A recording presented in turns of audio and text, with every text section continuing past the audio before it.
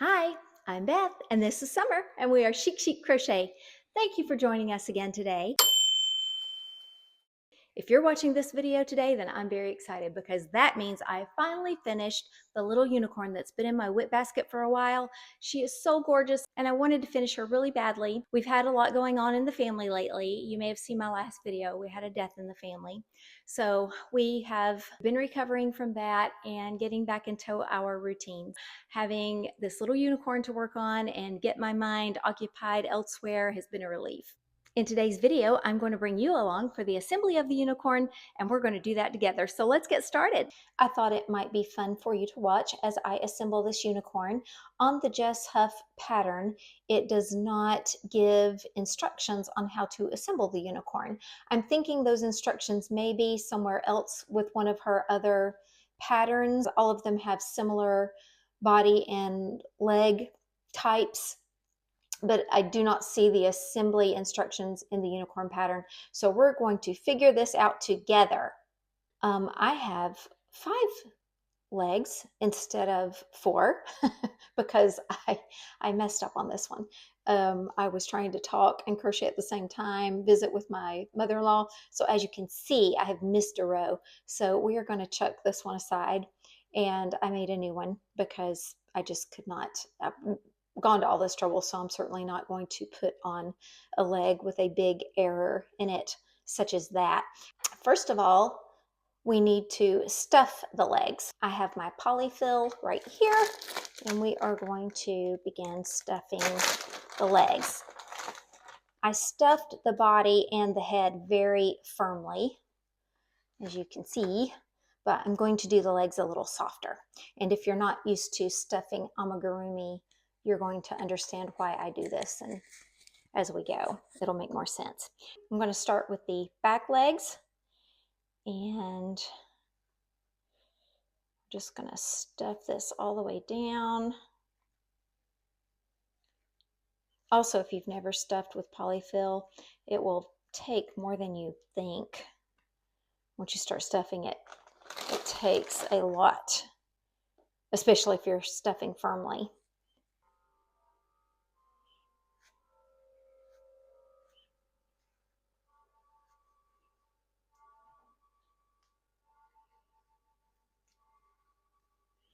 That's probably about all I'm going to do because I want the bottom of the hooves to be firm, but I want the top of the legs to be soft because we're going to kind of pinch it shut.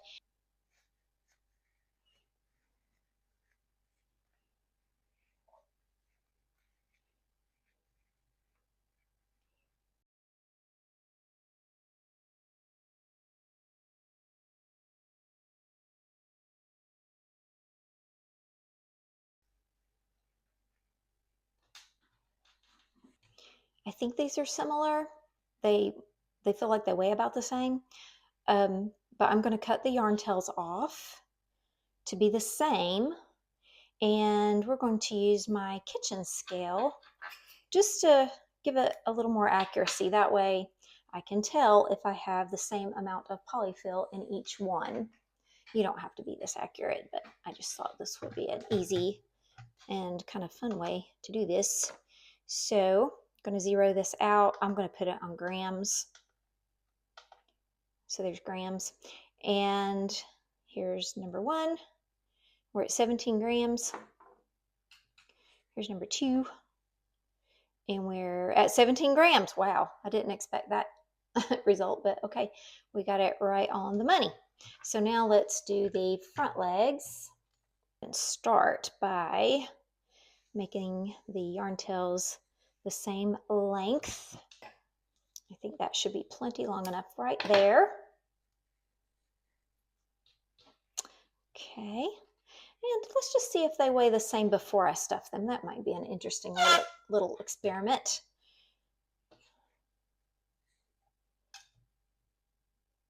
$12 grams.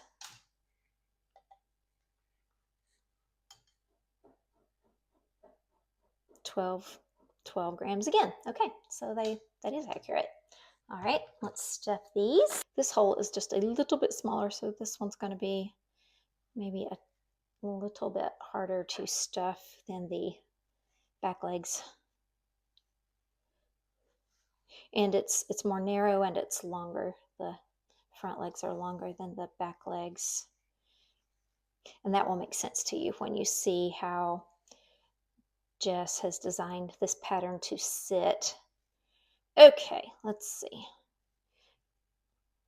I think that's good. That's maybe even a little too much. I'm going to stuff it down into the bottom of the hoof. I don't mind if the hoof part is firm, but I want the leg to be a little softer. A little softer. And this has a back loop only around it to give it a flat surface. So when she sits, her little front legs are probably, hopefully, going to touch the ground, maybe like that. Okay, so let's stuff this one. I'm going to try another little experiment here. Let's see how much the stuffed one weighs. 17 grams. Okay, so we know we need 5 grams of polyfill. So I'm going to lay it right there. We're at 12 grams, and I need 5 more grams. That's 17 grams. Can you see it? Well, now it says 19. Let's go back to 0. We're at 17. Okay, so I think that might be an easier way. This is the first time I've used the kitchen scale to do this, but I might do this from now on because I won't have to add or subtract from either of the legs after I have them stuffed. I already know that this is the right amount. So cool. Okay, again, I want the hoof to be more firm than the upper part of the leg. Kind of want it to be flat on the end there. So I'm going to see if this feels about the same. I think I need to push this down into the hoof more. Okay, hard at the bottom and nice and pliable at the top. There we go. Okay, we've got them all 4 complete. Now we are ready to attach. Now this is the scary part. This is where things can go very wrong for me. And I think that I'm not unique in that it is a, the sewing is not thrilling for many crocheters. I don't mind the sewing of parts. It's when it goes wrong, that is the part I don't like. So the act of the sewing on of body parts in amigurumi does not bother me. But when I have an error and I make a mistake, that is when I dislike the sewing. So we'll see how this goes. I'm just going to kind of get a general idea. I didn't do the neatest color change. So I'm going to turn those color changes, try to turn those to the inside of the body where they're not seen as much. Let's see if we can attach these with the stitch markers just to get a general idea of the location where they need to be. Let's see, that is 1, 2, 3, 4, 5, 6, 7, 8, 9, 10, 11 rows. 1, 2, 3, 4, 5, 6, 7, 8, 9, 10, 11. That's the 11th row. Go straight across. Yep, that's the correct row, but I'm too far over to one side. So I'm going to come about here. Looks like I have that right below the edge of the snout. I know this is not very scientific the way I'm doing this, or mathematical, but I'm just going to get a general idea of the location, and then we will tweak it until it's right. That's what we shall do. Okay. Oh, she's so cute already. Okay, so, oh my. Oh, she's so cute already. I kind of want the front legs toward the front of the body so that they can kind of, maybe her rear legs go outward and the front ones are in the front, truly in the front, like in between, they sit in between her rear hooves. Oh, that's cute. I know you can't see it because I have my camera in the holder. That's going to be cute. That, maybe like that. Yeah, I think I'm going to do the front legs first because I want them to be not as far apart as the rear legs. I think that is going to allow her to sit in the style I want her to be positioned. We're about the third row from the neck. Boy, those upper stitches are so tight. I can't get the stitch marker through. There, finally. Okay. Come on, little girl. Cooperate with me. Cooperate with me. What should I name her? She's called Jazzy. Jess Huff named her Jazzy the unicorn. I'm going to pick something else. I'm not sure what. Maybe it will come to me. What do you think her name should be? Drop it in the comments below. Help me name this unicorn. Okay, little girl, you look so cute. Let's get you put together. Okay. I love her. All right. Let's get our needle threaded. Here we go. I think I prefer to sew the top of the legs shut flat, so I'm going to do that.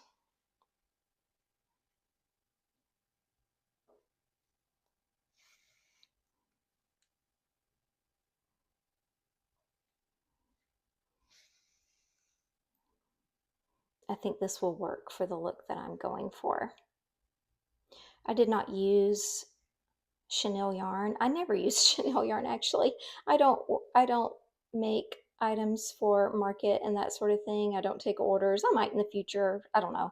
But I just kind of make these for my own enjoyment, and I give them away occasionally to, someone special.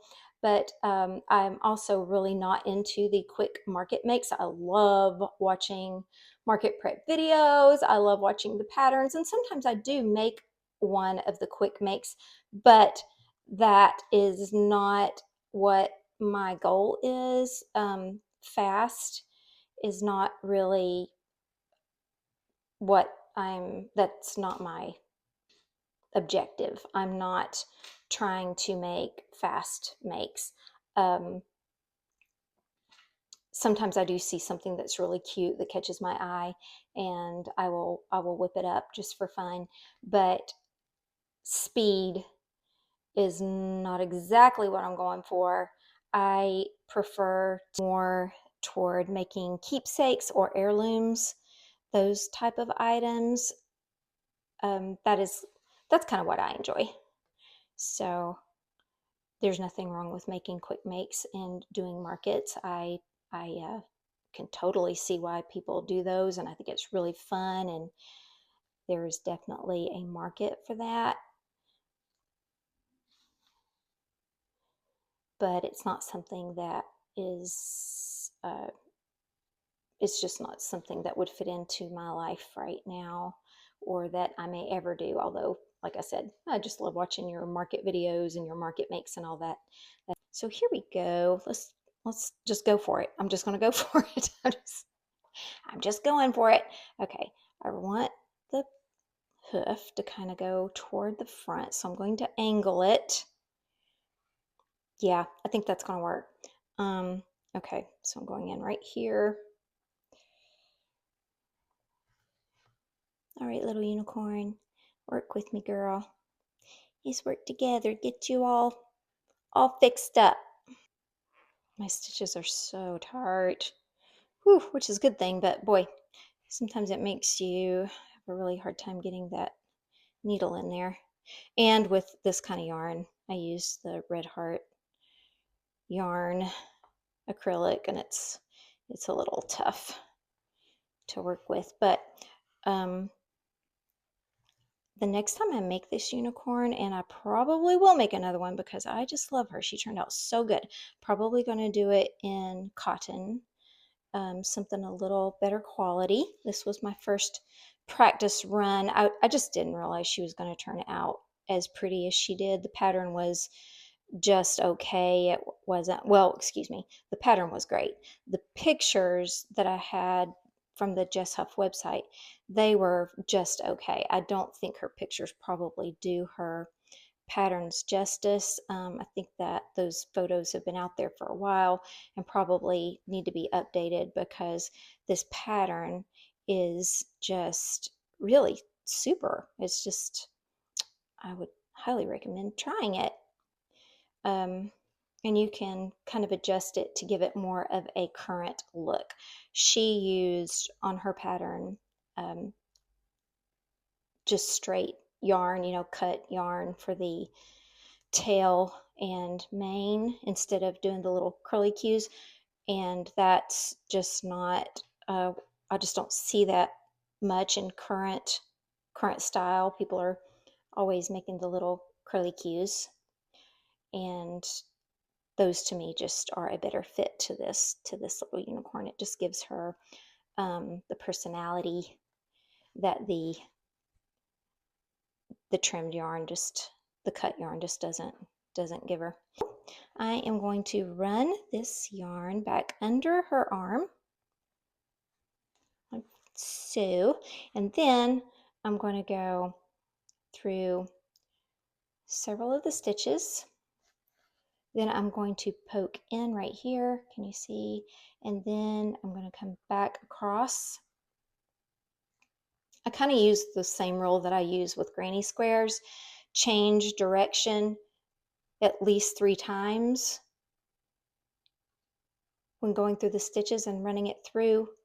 And I think doing that 3 times before cutting off, I think this might be 4, but 3 times should hold it and it not come loose. So there we are, and cut off. Okay. All right, now the first one is always the easiest in my opinion. The next one is going to be much harder because we have to get it as precisely as we can in the same location as the first one. This is where I want that corner to end up. Now, from that corner, we're going down 1, 2, 3, 4 rows to the diagonal. And so that's going to be where we start. 1, 2, 3, 4. About right there. Let's see, that looks right.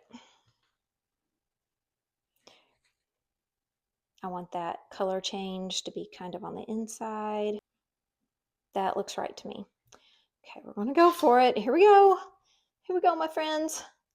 Wish me luck. Say a little prayer.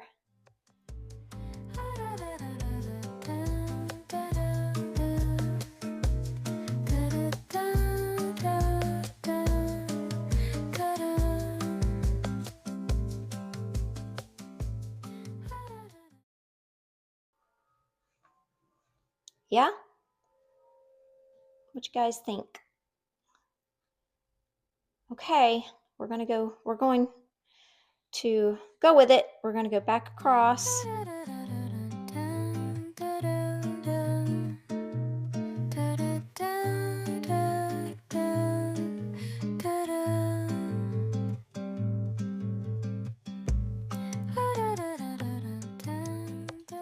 Cut your end, and now let's do your back legs. Aw. Oh, you're so cute. Okay, she's getting there. She's getting there.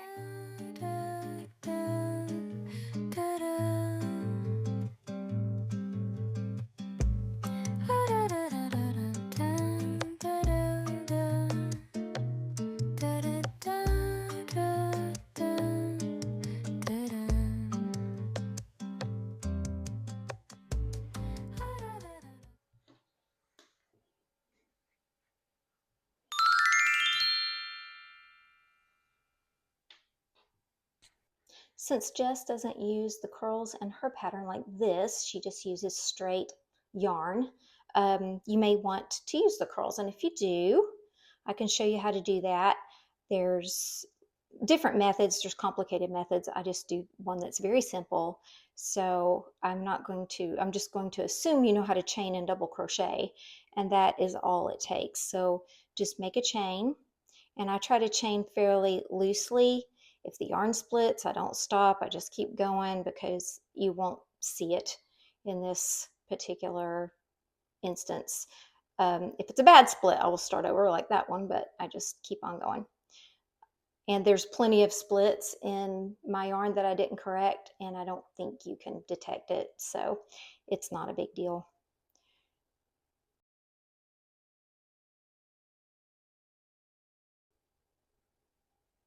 So when you're happy with the length, it is going to curl up on you. So one that is, this looks to be maybe 8 to 10 inches, it's probably going to end up being 4 or 5 inches after you're done.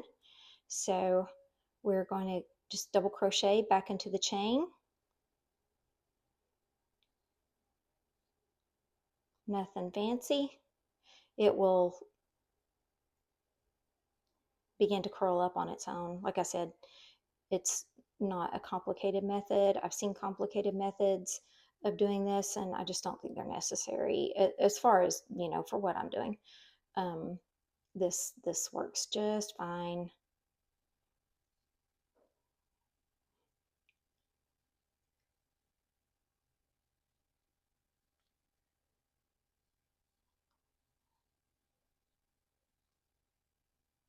We're already starting to see it curl.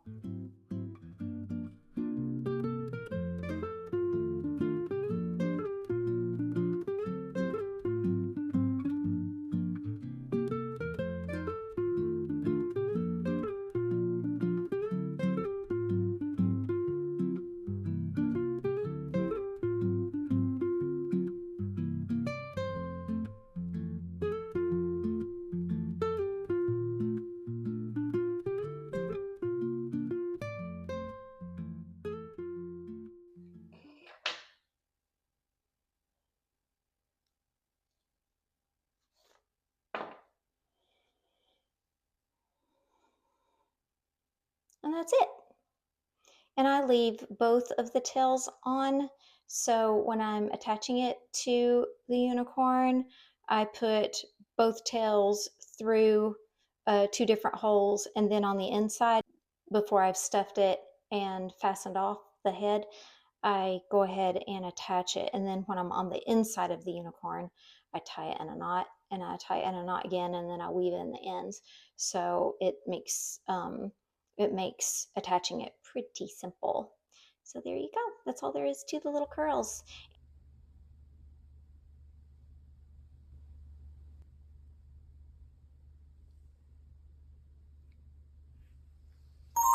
We did it, y'all. What do you think? Do you love her as much as I do? I think she's so cute. Oh my gosh, I love her. Oh, I know I'm partial. Wow, I love her. She is so cute. This is amazing that this is a free pattern. I was a little girl in the 80s, and we just loved unicorns, everything unicorns and purple. I don't know why, but everything had to be purple. And it wasn't just me. All my friends, it was just, purple was a big deal back then. And so that's why I had to give her the purple hooves, and that was her primary color. Purple unicorns in the 80s, say no more. So please help me give her a name, maybe something 1980s era related. I can't think of the name, but I know Jazzy is not it. She needs a special 1980s name. Let's go for that. So drop it in the comments below. Thank you so much for helping me. Thank you for taking the time out of your busy day to spend with me in summer. And remember, my crochet friends, to let your light shine and always stay chic. Bye-bye. Chic, chic.